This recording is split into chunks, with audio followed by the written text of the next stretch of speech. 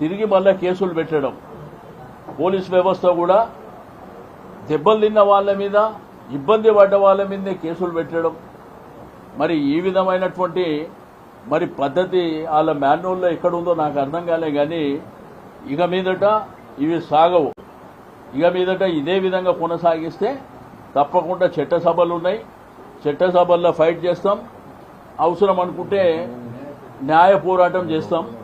కాబట్టి విఘ్నులైనటువంటి మల్కాజిగిరి ప్రజలు ఆలోచించుకోవాలి. ఇది మన సాంప్రదాయమా, మన పద్ధతులా? మనం ఒక 70-80 సంవత్సరాల నుంచి మల్కాజిగిరి గ్రామంగా ఉన్నప్పటి నుంచి ఇప్పుడు పట్టణంగా హైదరాబాద్ సిటీ సెంటర్లో వచ్చినటువంటి వాతావరణంలో దీన్ని ఎవరన్నా సమర్థిస్తారా? ఒకసారి ప్రజలు ఆలోచన చేసుకోవాల్సినటువంటి అవసరం ఉన్నది. మాట్లాడితే బూతు మాటలు మాట్లాడటం, మాట్లాడితే దౌర్జన్యాలు చేయడం, ఎక్కడ పడితే అక్కడ 40-50 బండ్లు వేసుకొని తిరగడం, ఇది మంచి పద్ధతి కాదు.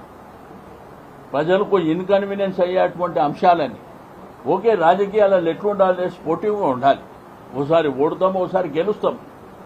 ప్రజల అభిమానం చూరగొనడానికి మన ప్రయత్నం ఏందో అది చేసుకొని పోవాలి. కానీ ఈ దౌర్జన్యకాండని మాత్రం రాష్ట్ర వ్యాప్తంగా కూడా నిన్న ప్రశాంత్ రెడ్డి ఇంటి దగ్గర అదే జరిగింది. సికింద్రాబాద్ అసెంబ్లీ నియోజకవర్గంలో బోనాల చెక్కులప్పుడు అక్కడ అదే గొడవ సృష్టించారు, కుక్కడపల్లిలో అదే గొడవ సృష్టించారు. ఇదేమైపోయింది? మితిమీరిపోయి. ఈ మితిమీరిపోయినటువంటిది ముఖ్యమంత్రి గారు ఆలోచన చేసుకోవాలి. మీరు వేదికల మీద మీరు మాట్లాడే భాషనే అందరూ నేర్చుకొని అదే భాష మాట్లాడుతున్నారు. ఇది రాష్ట్రానికి మంచిదా కాదా? మరి విఘ్నులైనటువంటి ప్రజలు కానివ్వండి, లేకపోతే కాంగ్రెస్ పార్టీలో కూడా విఘ్నులైన వాళ్ళు ఆలోచన చేసుకోవాలి. ఈ సాంప్రదాయాలు కరెక్టా? మరి ఇక పోలీసు ఎందుకు, వ్యవస్థలు ఎందుకు? కొట్టుకుందామంటే ఇక అందరం కొట్టుకుంటూ పోదాం. మీరు కొట్టుకున్నాడు, మేము కొట్టుకున్నాడు, ప్రజలు కొట్టుకున్నాడు. మరి ఇదే సాంప్రదాయం అనుకుంటే అదే సాంప్రదాయంలో పోదామంటే ఎవరికి కూడా అభ్యంతరాలు ఉండవు.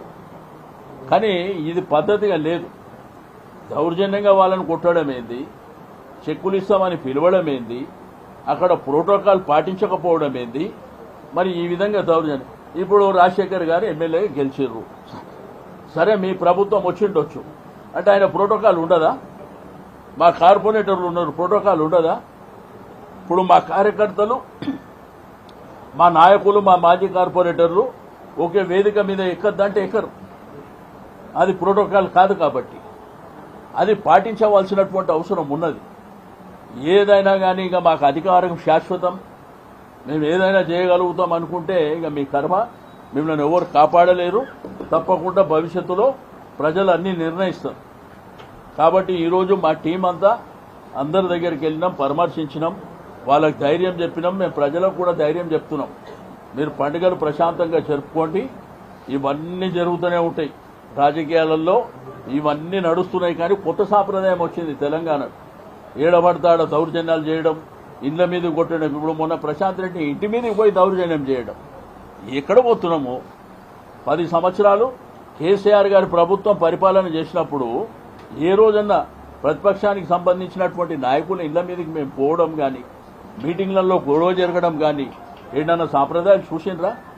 ఇది కొత్త సాంప్రదాయానికి నాంది పలుకుతుంది. బట్ ఇది ఏమవుతుందంటే అల్టిమేట్గా పక్క రాష్ట్రాలు కానీ భారతదేశం ముంగట మన రాష్ట్రమే అవమానాల పాలవుతుంది. వాళ్ళు కూడా రేపు చిన్న చూపు చూసేటువంటి ప్రమాదం ఉన్నది. కాబట్టి నేను దయచేసి పోలీస్ యంత్రాంగానికి, ముఖ్యమంత్రి గారికి నేను డిమాండ్ చేస్తున్నా, ఎవరైతే ఈ యొక్క చర్యలకు పాల్పడ్డారో వాళ్ళ మీద కేసులు ఫైల్ చేయండి, వాళ్ళ మీద చర్యలు తీసుకోండి. రెండోది, ప్రజాస్వామ్యవాదులంతా దీన్ని ఖండించవలసినటువంటి అవసరం ఉంది. పార్టీలు వేరైనప్పటికీ వ్యవస్థలో చాలా మంది ఉంటారు, రాజకీయాలకు సంబంధం లేని వాళ్ళు కూడా చాలా మంది ఉంటారు. దీన్ని తప్పకుండా అందరూ ఖండం చేయవలసినటువంటి అవసరం ఉన్నది. ఇక మేము కక్షలు పెంచుకుంటూ పోతాం, మనుషులను చంపేస్తాం, మనుషులని ఎక్కడ పడితే అక్కడ కొడతాం అనుకుంటే డెమోక్రసీలో ఎవరు ఒక్కోసారి రెవల్యూషన్ వచ్చిందంటే పీఠాలు కదిలిపోతే అది గమనించుకోవాల్సినటువంటి అవసరం ఉన్నదని చెప్పి నేను ఈ సందర్భంగా తెలియజేస్తా ఉన్నాను. ఇప్పుడు మా పెద్దలు వేణుగోపాలాచారి గారు, శాసన మండలిలో ప్రతిపక్ష నాయకులైనటువంటి మా పెద్దలు మాజీ స్పీకర్ మధుసూదనాచారి గారు మాట్లాడినాక చాలా వివరంగా మిత్రులు ఉండని అమ్మా, ఎక్కడే ఉండని, ఏం కాదు, ఉండని బా. శ్రీనివాస్ యాదవ్ గారు సుదీర్ఘంగా అన్ని విషయాలు మాట్లాడడం జరిగింది. మేము ఈరోజు బీఆర్ఎస్ పార్టీకి సంబంధించినటువంటి బీసీ ప్రజాప్రతినిధులు ముఖ్య నాయకులు అందరం కూడా మల్కాజిగిరి నియోజకవర్గానికి రావడం జరిగింది. కారణం